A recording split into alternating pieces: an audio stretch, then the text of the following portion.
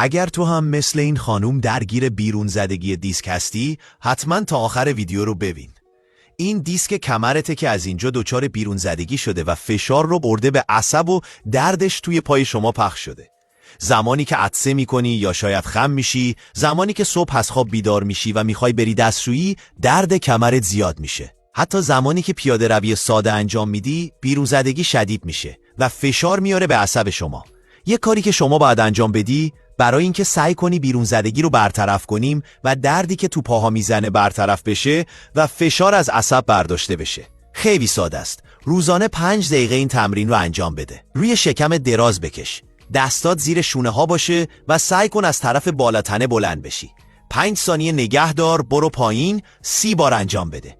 این کار باعث میشه فشاری که از طرف دیسک روی عصب هست برداشته بشه و بیرون زدگی برطرف میشه و قرارگیری دیسک کمرت درست میشه.